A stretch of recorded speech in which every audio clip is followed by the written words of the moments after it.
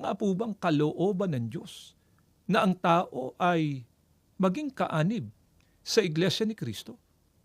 Dito po sa Efeso sa 1:9 hanggang 11 na ipinaalam niya sa atin ang hiwaga ng kanyang kalooban ayon sa mabuting layunin na kanyang itinakda kay Kristo bilang katiwala ng kaganapan ng panahon upang tipunin ang lahat ng mga bagay kay Kristo, ang mga bagay na nasa sangkalangitan at ang mga bagay na nasa ibabaw ng lupa.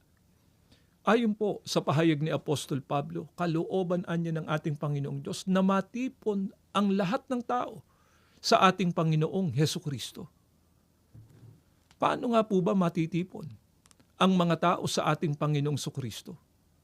Ito po sa Roma, sa 12:4 hanggang 5, kung paano ang katawan ay binubuo ng maraming bahagi at magkakaiba ang gawain ang bawat isa. Gayon din naman, kahit na tayo'y marami, nabubuo tayo sa iisang katawan ni Kristo at tayong lahat ay bahagi ng isa't isa. Paano po tayo matitipon sa ating Panginoong Kristo?